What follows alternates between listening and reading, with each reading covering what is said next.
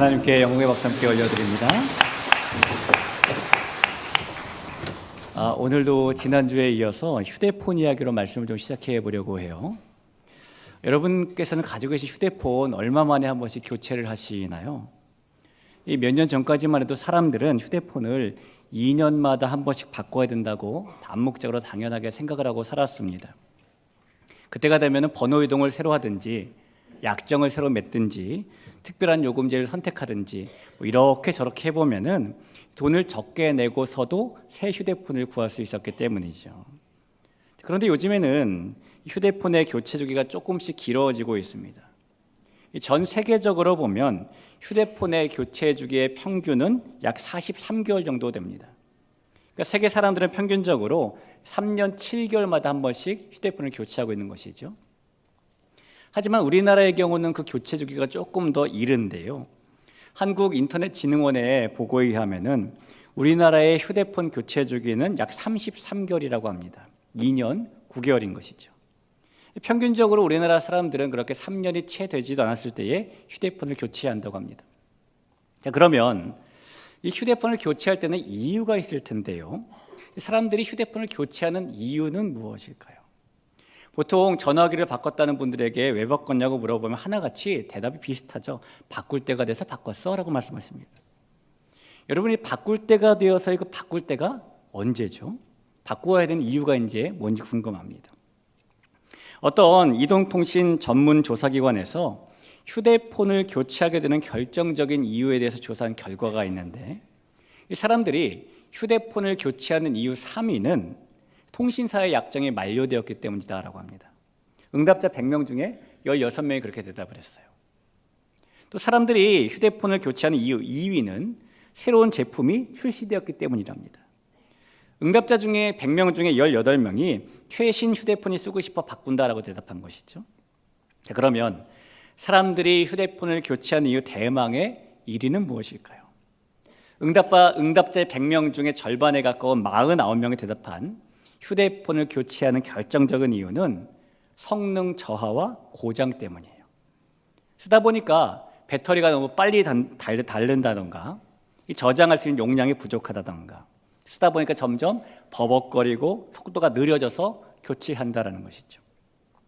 여러분께서도 휴대폰 쓰시다가 점점 작동이 버벅대고 느려질 때가 있죠. 그럴 때 어떻게 해야 됩니까? 휴대폰 매장에 가지고 가면은 직원은 대뜸 새 거로 바꾸라고 말해줄 겁니다. 그렇게 바꾸셔도 되죠. 그러나 우선 휴대폰 매장에 가져가시기 전에 이것부터 해보시면 어떨까요? 휴대폰을 껐다가 켜보는 겁니다. 왜냐하면 휴대폰도 일종의 컴퓨터이기 때문이에요. 이 컴퓨터인 휴대폰을 한 번도 끄지 않고 계속 켜놓고만 사용을 하면 그 안에 있는 프로그램에 일종의 프로그램 쓰레기들이 쌓이게 됩니다. 그 쓰레기들이 쌓이면 느려지게 되는 거죠. 그런데 그렇게 쌓이는 쓰레기들의 대부분은 이 휴대폰의 전원을 껐다가 켤 때 지워지고 청소가 되는 편입니다. 그러니 휴대폰이 버벅거리고 느려지신 분들, 오늘 주일이니까 문 닫았으니까 내일 당장 매장 가봐야지 그런 마음 갖고 계신 분들 우선 오늘 한번 껐다가 켜보세요. 그렇게 리셋하는 것이 휴대폰에겐 필요한 겁니다. 여러분, 우리가 주일 예배 때 휴대폰을 끄셨다가 예배 끝나고 다시 켜시면 여러분이 사용한 휴대폰의 수명이 훨씬 더 길어질 겁니다. 자, 그런데 여러분, 이 비단 휴대폰만 껐다가 다시 시작하게 하는 리셋이 필요할 때가 있는 것이 아니라 가만히 보면 우리의 삶에도 우리의 삶이 버벅대지 않도록 우리의 삶의 쓰레기가 쌓이지 않도록 리셋이 필요할 때가 있는 것 같아요. 특별히 구원받은 백성으로 약속의 땅을 살아가는 성도들에게 그런 삶의 리셋은 꼭 필요하죠. 우리가 오늘 이 본문 말씀을 통해서 가나안 땅에 들어간 이스라엘 백성들을 새롭게 하신 하나님을 묵상하게 될 텐데요. 이 묵상하며 왜 우리의 삶에 하나님의 리셋이 필요한가? 우리는 하나님의 어떤 리셋을 받아야 되는가 살펴보려고 합니다.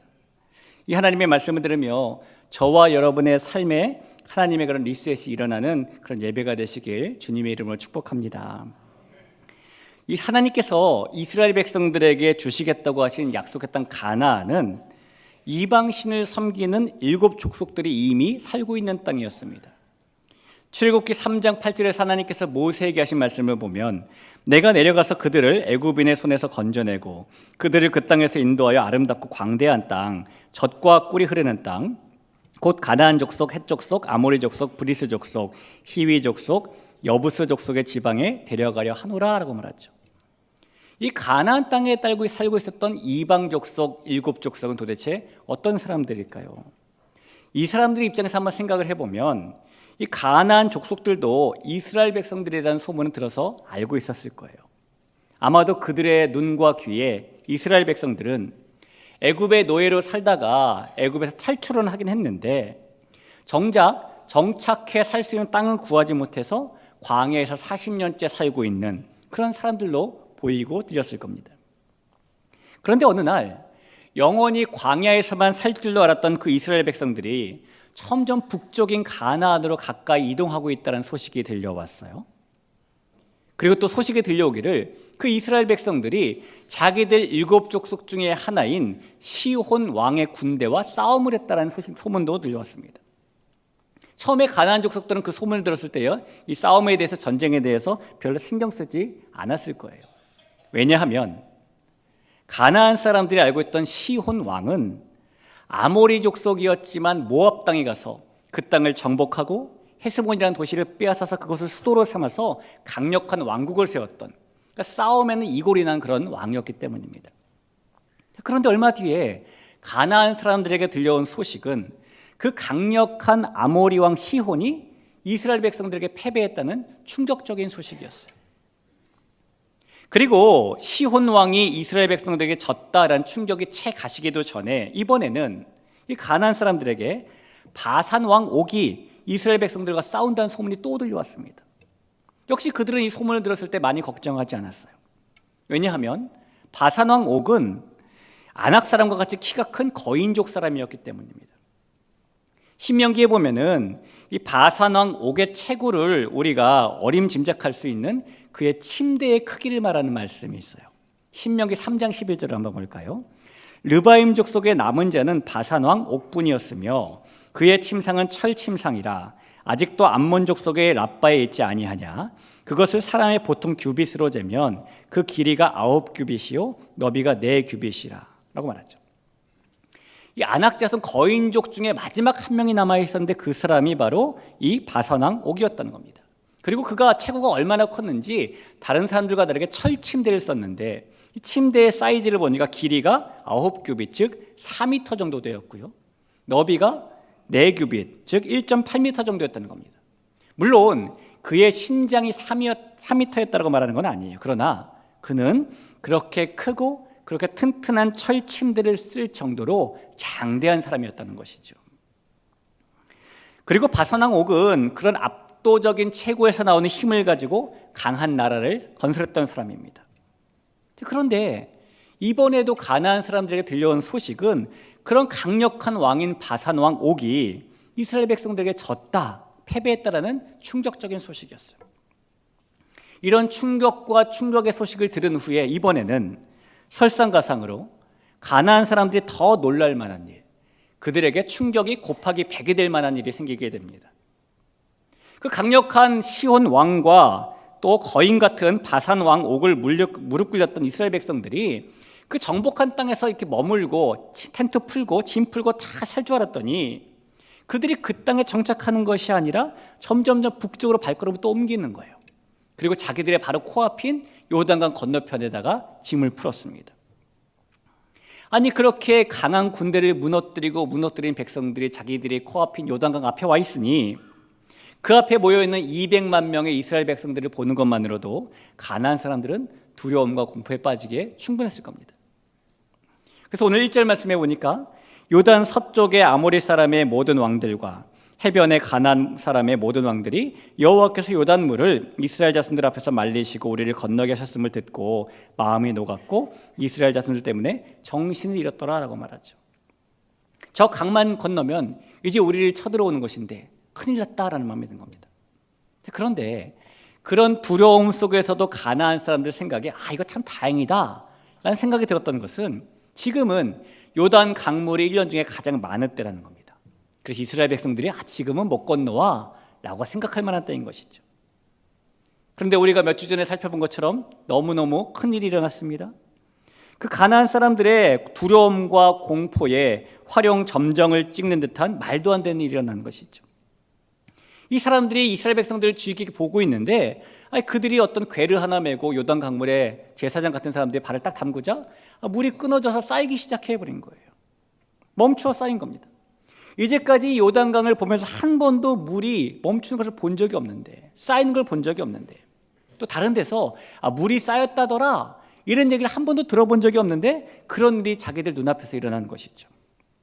그리고 지금은 못 올 거야 라고 약간 마음을 놓고 있었던 그 가나안 백성들의 생각을 깨는 이스라엘 백성들이 요단강을 마른 땅으로 건너는 일이 일어나게 된 것입니다. 여러분, 그 모습을 지켜볼 수밖에 없었던 가나안 사람들, 이스라엘 백성들이 그렇게 요단강을 건넜다는 것 하나만으로도 공포에 빠질 수밖에 없었을 겁니다.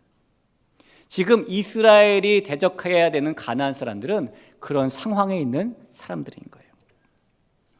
모든 일에는 때가 있다라는 말이 있죠. 세상에는 때를 놓치면 안 되는 일들이 있기도 합니다. 예를 들면 자녀들을, 손주들을 키울 때에 어렸을 때 사진이나 영상 같은 거 찍어주는 것 때를 놓치면 안 되는 일이죠. 아이들은 쑥쑥 크고요, 한번 지나간 세월은 다시 돌아오지 않기 때문입니다. 또한 자녀가 부모에게 효도하는 것도 때를 놓치면 안 되는 일이에요. 부모님이 우리와 평생 같이 있을 것 같지만 부모님 생애에 남아있는 어버이날이 10번이다, 15번이다 이렇게 생각하면 몇 번 남지 않은 것이기 때문이에요. 또 어떤 분들에게는 한 끼 식사가 절대로 때를 놓치면 안 되는 일이 되기도 하죠. 내가 지금 못 먹는 끼니는 내 평생에 다시 돌아오지 않는 끼니, 이렇게 생각하시는 분들도 있습니다. 몸이 아파서 병원에 가는 것도 그렇고요, 잠이 드는 것도 그렇고요, 모두 때를 놓치면 안 되는 일들입니다. 병원에 갈 때를 놓치면 병을 키우기도 하기 때문이고, 잠이 들 때를 놓치면 멀뚱멀뚱 밤을 새워야 하기도 때문이죠. 정말 세상에는 때를 놓치면 안 되는 일들이 있는 것인데, 여러분, 때를 놓치면 안 되는 일 중에 하나는 전쟁이기도 해요. 싸움이기도 합니다. 이 손자병법의 군쟁편에 보면 이런 말이 있어요. 적의 사기가 왕성할 때면 싸움을 피하고 적의 사기가 떨어졌을 때에 이를 친다. 아군은 태세를 갖추고서 적의 사기가 떨어졌을 때를 기다려야 한다라는 내용이 있습니다. 적군의 사기가 하늘을 찌르면 싸움을 피할 때고, 적군의 사기가 땅에 떨어졌으면 그때는 싸움을 해야 될 때라는 겁니다. 그때를 놓치면 안 된다는 것이죠. 여러분, 이스라엘 백성들이 지금 요단강을 건너서 가나안 땅에 들어온 이유는 하나님이 말씀하신 대로 그 땅을 차지하기 위함이에요. 그러나 그 땅이 빈 땅이 아니라 누군가 살고 있는 땅이었기 때문에 그들과 싸워서 차지해야 되는 땅인 겁니다. 그리고 이스라엘 백성들이 싸워야 되는 가나안 족속들, 그들은 지금 공포와 두려움에 빠져 있는 사람들인 것이죠. 사기가 땅으로 떨어진 사람들인 겁니다. 시혼 왕 무너졌죠. 바산 왕 무너졌죠. 게다가 요단강이 쌓이고 기적과 같은 방법으로 이스라엘 백성들이 건넜죠. 그것을 보면서 두려움과 공포에 떨고 있는 사람들이 지금 가나안 사람들이라는 거예요.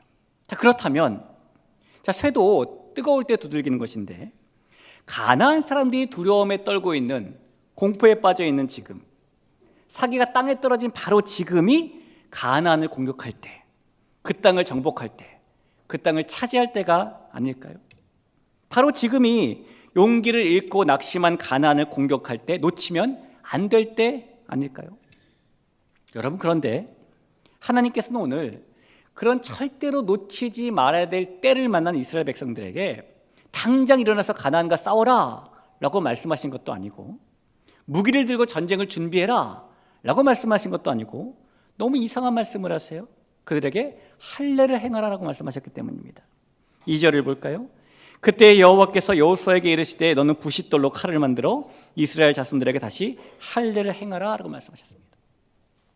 이 할례가 성경에 가장 처음 등장하는 곳은 창세기 17장인데요.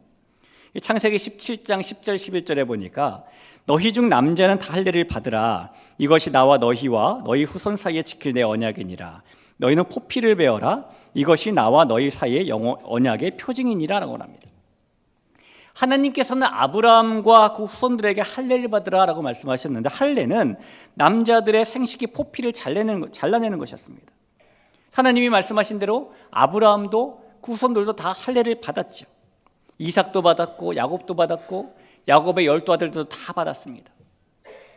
심지어 세월이 지나서 아브라함의 후손들이 애굽에서 노예 생활을 할 때에도 그들은 노예였지만 할례를 받았어요.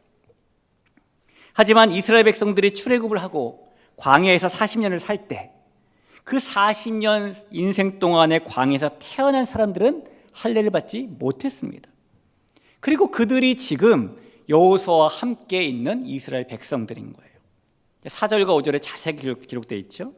여호수아가 할례를 시행한 까닭은 이것이니 애굽에서 나온 모든 백성 중 남자 곧 모든 군사는 애굽에서 나오는 광야길에서 죽었는데 그 나온 백성은 다 할례를 받았으나 다만 애굽에서 나온 후 광야길에서 난 자는 할례를 받지 못하였습니다.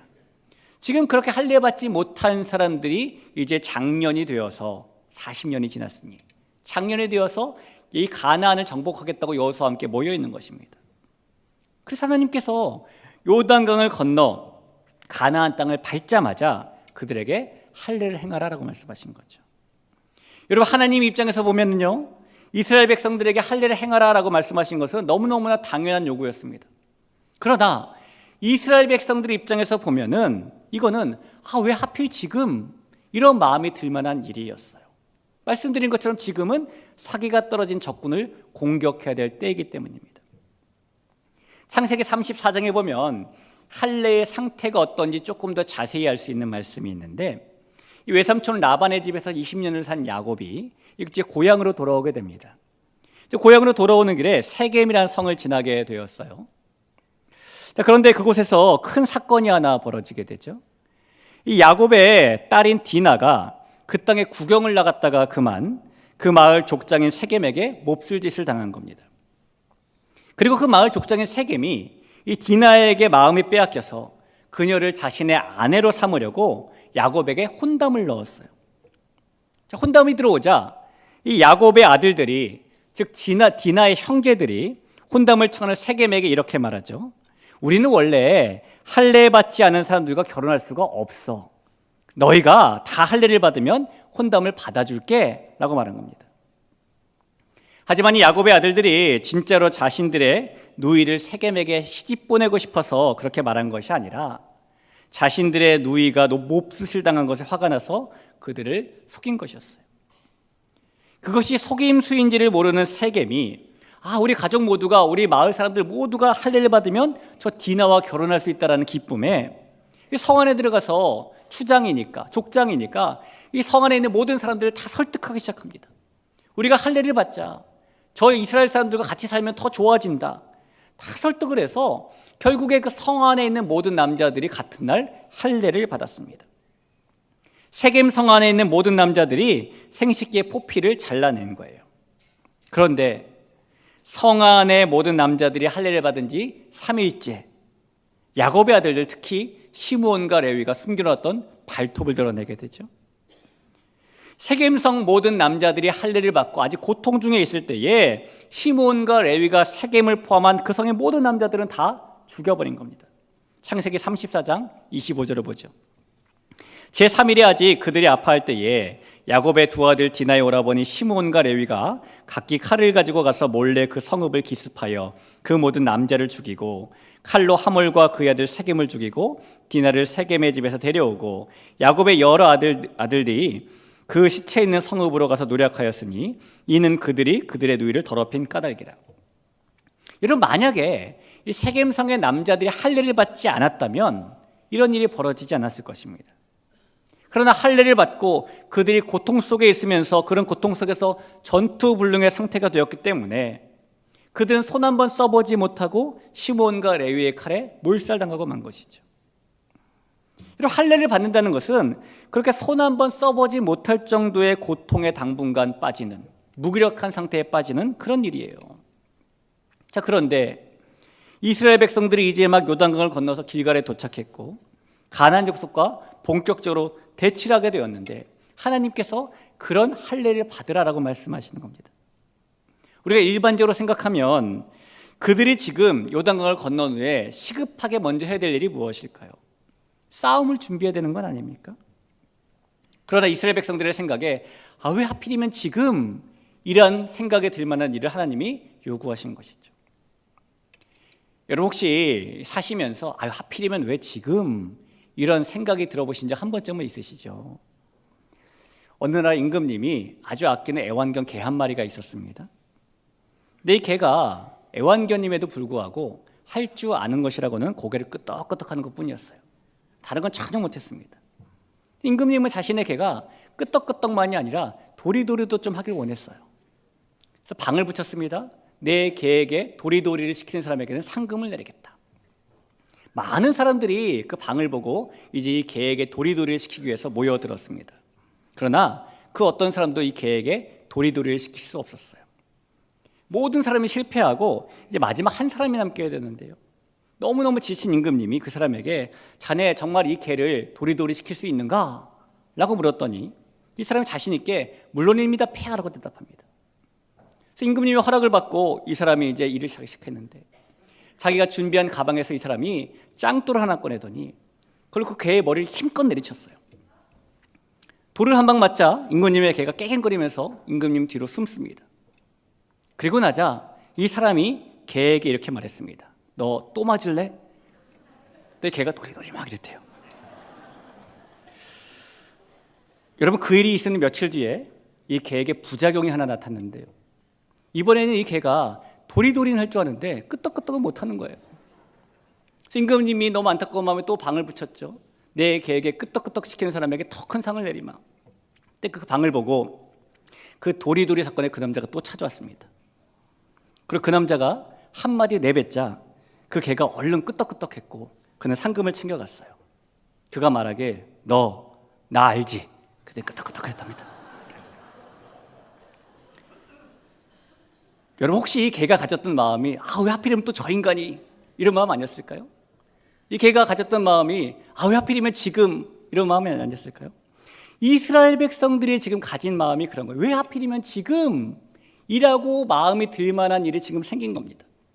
그들이 요단강을 건너기 전에는요 자신들이 강을 건너서 저쪽으로 갈 수 없듯이 반대로 가나안 족속도 강을 건너서 자신들에게 올 수가 없었어요. 요단강이 즉 그들에게 일종의 보호막이 되어줬다는 겁니다. 그런데 요단강을 이제 건넌 후에는 가나안 족속과 이스라엘 백성들 사이에 아무런 보호막이 없습니다. 그렇다면 상식적으로 이스라엘 백성들이 시급하게 해야 되는 일은 언제 가나안 사람들이 쳐들어올지 모르니까 빨리 진지를 구축하고 빨리 방어 자세를 갖추고 안전을 도모하는 일일 거예요. 싸움에 대비하기 위해서 칼도 만들고 창도 만들고 무기를 준비하고 전술을 짜는 일일 겁니다. 그런데 하나님께서는 하필이면 그렇게 싸움을 준비해야 될 하필이면 그때 할례를 받으라라고 말씀하신 거죠. 분명히 지금은 이스라엘 백성들이 싸움을 대비해야 될 때가 맞습니다. 확실히 지금은 가나안 족속들이 공격해오지 않는다 할지라도 저 간이 땅에 떨어지고 공포에 떨고 사기가 없어진 그 여리고 성이나 가나안 사람들을 오히려 선제 공격해야 될 그런 타이밍이에요. 놓치면 안 될 그런 때입니다.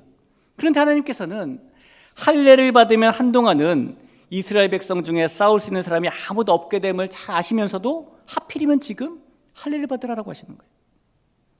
아니 요단강을 건너기 전에 그런 요구를 하셨으면 조금 더 나았겠는데 요단강을 건너고 난 다음에 저걸 바로 코앞에 두고 할례를 받으라고 말씀하시는 것은 자멸의 길이 될 수도 있는 것이죠.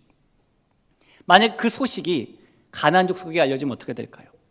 만약에 여리고를 비롯한 가나안 사람들이 이스라엘 백성들이 할례를 받았대 못 움직이는데 이런 말을 알게 되면 듣게 되면 얼른 요새문을 열고 나와서 마치 시므온과 레위처럼 싸움 불능에 빠진 이스라엘 백성들을 공격할 수도 있는 일이죠.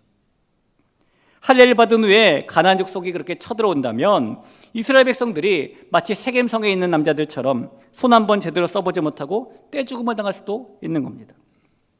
그런데도 하나님께서는 하필이면 지금 할례를 받으라라고 하시는 거예요. 여러분 그런데 놀라운 일은 이스라엘 백성들이 그 모든 상황을 다 알고 있음에도 불구하고 할례를 받았다는 거예요. 3절을 볼까요? 여호수아가 부싯돌로 칼을 만들어 할례산에서 이스라엘 자손에게 할례를 행하니라. 사랑하는 성도 여러분, 모든 것을 아시는 하나님께서 이스라엘 백성을 사랑하시는 그 하나님께서 왜 하필이면 그때 다른 때도 아니고 바로 그때 이스라엘 백성들에게 할례를 행하라라고 명령하신 걸까요? 우리가 그 이유를 살펴보면 요단강을 건넌 이스라엘 백성들은 지금 광야와는 다른 곳인 가나안 땅에 들어와 있습니다. 약속의 땅에 들어와 있어요. 그리고 약속의 땅에서의 첫걸음에서 가장 중요한 것은 하나님과의 관계를 먼저 세우는 것이기 때문에, 기본적인 일을 하는 것이 가장 중요했기 때문에 하나님은 지금 할례를 행하라고 말씀하신 거예요. 할례는 이스라엘 백성들에게 하나님과의 관계를 정립하는, 그들이 하나님의 거룩한 백성, 하나님의 사람이라는 기본적인 표시이기 때문에 하나님께서는 백성들이 구별되게 살아내야 할 그 약속의 땅에서의 첫 일로 할례를 행하라라고 명령하신 겁니다. 물론 이스라엘 백성들과 여호수아는 전쟁에서의 승리를 원했을지도 모르지만 하나님께서는 승리 이전에 그 백성들과의 올바른 관계를 원하셨어요. 이스라엘 백성들이 지금 당장 가나안 족속들을 공격해서 땅을 차지하는 것도 매우 중요한 일입니다. 그러나 하나님께서는 그들이 땅을 차지하는 사람들이 되기보다 먼저 하나님의 사람이 되기를 원하신 겁니다. 우리 귀한 성도 여러분, 하나님께서 오늘 우리에게 원하시는 것도 마찬가지죠. 우리가 새롭게 나아가고 싶은데 어떻게 해야 될지 막막할 때, 두려움과 막막함을 넘어서 새로운 내일로 나아갈 때 가장 먼저 해야 될 일이 무엇입니까? 그것은 믿음의 기본적인 것을 다시 하는 거예요. 그리고 우리 믿음의 기본적인 일은 우리가 하나님 앞에서 어떤 사람인가, 과연 내가 하나님의 사람인가를 정립하는 데 있습니다. 하나님께서는 우리가 하나님을 위해 무엇을 하는가도 중요하게 보십니다. 하지만 하나님께서는 그것보다 먼저 우리가 하나님의 사람이 되었는가를 더 중요하게 보십니다. doing도 중요하지만 being이 더 중요하다는 거예요. 우리가 약속의 땅을 살아낸 때에도 하나님께서는 우리가 먼저 그래서 하나님의 사람이 되기를 바라시는 것이고, 신명기 10장에 보면은 너희는 마음의 할례를 받으라라고 말씀하고 있는데, 하나님의 사람으로 되는 것이 우리가 마음의 할례를 받는 것이죠. 이스라엘 백성들이 약속의 땅 가나안에서 행했던 할례는 신체의 일부를 잘라내는 아픔을 통해서 육신의 일을 버리겠다는 결단과 각오입니다. 오늘 그들이 할례를 행했던 장소를 길갈이라고 불렀는데요, 길갈은 수치가 떠났다라는 그런 뜻이에요. 구절을 한번 볼까요? 여호와께서 여호수아에게 이르시되 내가 오늘 애굽의 수치를 너에게서 떠나가게 하였다 하셨으므로 그곳 이름을 오늘까지 길갈이라 하느니라. 이 이스라엘 백성들이 그 약속의 땅에서 그렇게 육신의, 세상의, 죄악의, 애굽의 더러운 것들을 잘라내 버렸을 때에, 그들이 약속의 땅에서 하나님의 사람이 되었을 때에 하나님께서는 모든 수치를 물러가게 하시고 그 땅을 그들에게 주신 겁니다. 우리 존귀한 대길교회 성도 여러분, 성도인 우리가 과감히 육신적인 일을 버릴 때, 우리가 세상적인 일을 끊어버릴 때, 우리가 믿음의 기본인 하나님과의 올바른 관계 세움을 가장 우선시할 때, 우리가 먼저 하나님 앞에서 하나님의 사람이 될 때, 그럴 때 하나님께서는 우리의 수치를 떠나가게 하시는 길갈의 은혜를 허락하심을 믿으시기를 바랍니다. 우리가 하나님 앞에서 어떤 사람이 될 것인가, 이것이 우리에게 주어진 약속의 땅을 살아내는데 가장 중요한 일임을 기억하고 하나님의 구별된 사람으로, 그 하나님의 사람으로 하나님의 리셋을 받는 저 여러분이 될 수 있기를 간절히 축복합니다. 여러분, 확실히 인간적으로 말하면 적군을 앞에 두고 있던 이스라엘 백성들이 할례를 받은 행동은 전적으로 어리석은 일처럼 보여요. 하지만 하나님께서는 전쟁을 앞둔 이스라엘 백성들에게 무엇보다 신앙의 기본으로 돌아가기를 원하셨고요, 그 신앙의 기본으로 돌아갈 때에 그 땅을 차지할 수 있는 강력한 힘을 주셨습니다. 결국 이스라엘 백성들이 하나님의 말씀을 따라 할례를 행하면서 어떤 군사적인 유리함보다도 하나님과의 올바른 관계 속에서 하나님의 사람 되기를 먼저 선택했을 때에 그들은 가나안 땅에서 다시 출발하고 다시 출발하는 하나님의 리셋을 받게 됩니다.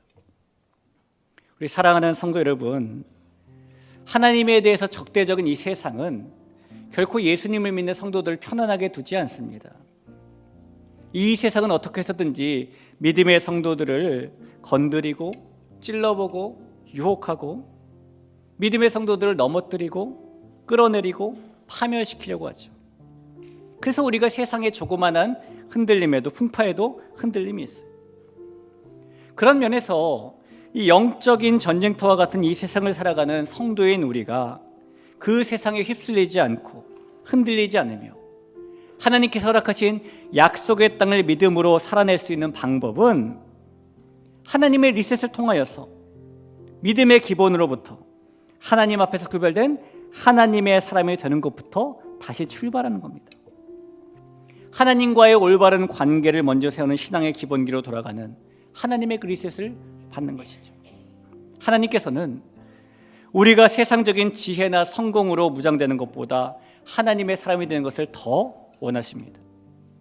하나님께서는 우리 눈앞에 적군이 있어도 우리에게 전투불능의 상태가 된 할례를 명하시면서 너희가 이런 상황에서도 하나님의 사람이 될 수 있느냐라고 물으십니다. 그리고 우리가 하나님의 사람이 되었을 때에 우리가 약속의 땅을 살아낼 수 있는 강력한 힘을 주시는 거죠. 이스라엘 백성들이 가나안 족속들을 몰아내는 것이나 그 땅에서 농사를 짓는 것이나 전쟁을 하는 것이나 모두 다 하나님의 능력으로 해야만 했던 것처럼 저와 여러분에게 주어진 믿음의 길, 이 약속의 땅은 하나님의 능력으로 살아낼 수 있는 것임을 믿으시기 바랍니다. 우리가 하나님의 사람이라는 기본을 리셋하는 것이 그 땅을 살아낼 수 있는, 이 길을 걸어갈 수 있는 가장 강력한 힘임을 믿으시기를 부탁드립니다. 우리 그런 마음